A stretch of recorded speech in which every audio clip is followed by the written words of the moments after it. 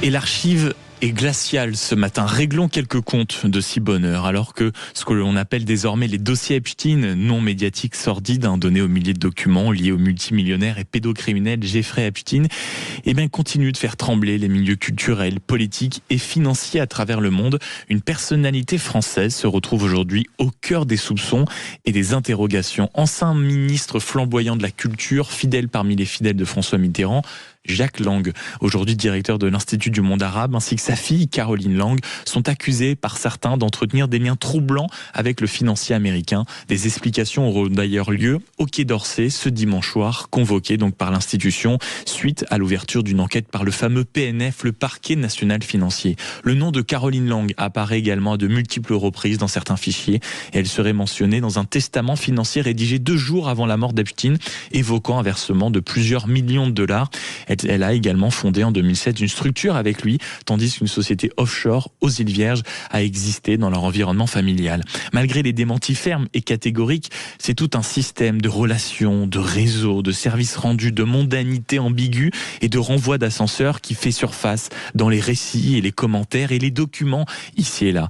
Hier, à ce micro, c'est Alain Duhamel qui réagissait sans langue de bois à cette actualité. Comment vous regardez cette actualité concernant Jack Lang ? C'est navrant, c'est un homme qui a été un ministre des Affaires culturelles absolument unique. Ce qu'on apprend de lui en matière de comportement humain, c'est lamentable. Je pense qu'il devrait quitter l'Institut du monde arabe en galopant. Et vous comprenez pas pourquoi ? Petit pas, en galopant. Et puis qu'il aille dans un ermitage. Ce qui nous ramène à une archive singulière. Nous sommes le 19 février 1993 et sur le plateau de Bouillon de Culture avec Bernard Pivot, il y a un face-à-face. Jack Lang face à Michel Schneider, conseiller référendaire à la Cour des comptes, psychanalyste, essayiste, ancien directeur de la musique au ministère de la Culture, dont il va démissionner 2 ans auparavant, en 1991, après 3 années passées rue Saint-Dominique. 19 mois plus tard, il publie donc un petit livre, par la taille mais immense par le propos, qui s'appelle La comédie de la culture. C'est un regard intérieur, excessivement sévère, clinique sur les rapports qu'il juge pervers entre le pouvoir politique, celui de Jack Lang, et le monde artistique. Pas de délation, pas de ragot, mais des charges féroces, un verbe acéré, une rhétorique implacable. Aujourd'hui, on appellerait cela un règlement de compte, mais le niveau est trop élevé, les arguments trop aiguisés, la langue trop précise pour être réduit à une simple querelle. Et en quelques minutes, vous allez le voir, le ministre de la Culture, sous les propos de l'homme qui a travaillé avec lui, devient le ministre des mondanités et du parisianisme. C'est donc une archive à découvrir ou à réécouter à l'aune des événements des dernières heures. 19 février 1993, Bernard Pivot, Jack Lang, Michel Schneider sur le plateau de Bouillon de Culture. Avec Michel Schneider. Alors donc, je disais, vous avez donc été pendant 3 ans le directeur au ministère de la Culture, de la musique et de la danse, et vous avez démissionné. Pourquoi avez-vous démissionné ?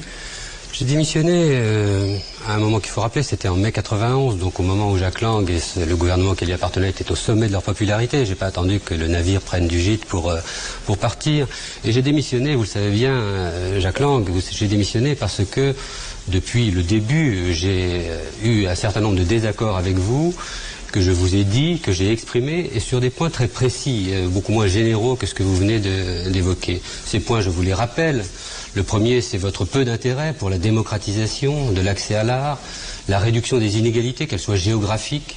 Je suis content d'apprendre qu'il y a des expositions à Marseille, je le savais, je sais qu'il se passe pas mal de choses en France, mais dans le secteur dont j'avais la charge, je savais que 60% des crédits allaient à Paris et aux grandes institutions parisiennes. C'est un déséquilibre qui n'est pas tolérable pour les Français qui vivent dans les régions. Le deuxième point, c'est les inégalités culturelle, sociale devant la culture. Et malheureusement, au moment où vous allez quitter ce ministère, ces inégalités sont à peu près inchangées par rapport au moment où vous avez pris les affaires en main. Le troisième point, c'était ce que j'appelle le clientélisme, c'est-à-dire de transformer l'État en une sorte de libre-service à la disposition de tel ou tel ami, de tel ou tel courant, et pas d'avoir une politique au sens de visée d'intérêt général, une politique cohérente, coordonnée, qui vise le long terme. Et moi, je regrette, en tant que serviteur de l'État, de voir l'État un petit peu comme ça mis à l'encan. Et puis le dernier point, c'était l'Opéra Bastille. Dès que je suis arrivé, vous vous en souvenez, et je vous ai dit, il ne faut pas ouvrir le 13 juillet 89, il faut se donner les moyens d'ouvrir dans de bonnes conditions, à la fois sur le plan social, sur le plan budgétaire, sur le plan financier, sur le plan artistique. Vous avez voulu ouvrir pour des raisons politiques, et ça aboutit au gâchis que l'on sait et que l'on constate aujourd'hui. Voilà, ça c'était sur le plateau de Bouillon de Culture. Nous sommes en 1993 et c'est en lien avec l'actualité qu'on a appris il y a quelques heures, à savoir que le parquet national financier a annoncé avoir ouvert une enquête préliminaire pour blanchiment de fraude fiscale aggravée visant l'ancien ministre de la Culture, donc Jack Lang, et sa fille Caroline Lang. Cette enquête concerne les faits révélés par Mediapart concernant les liens financiers supposés avec le financier américain et criminel sexuel Jeffrey Epstein. A précisé bien sûr le parquet national financier sur ce sujet. On y reviendra largement, notamment entre 9h30 et 10h avec vous, auditeurs de Sud Radio 0826 300 300. Est-ce que concernant cette affaire, Jack Lang peut-il vraiment rester en poste? Parce que après tout, ce ne sont que des accusations. Est-ce que l'ancien ministre de la Culture a raison de rester en poste s'il dit qu'il est blanc comme neige, qu'il n'a rien à se reprocher?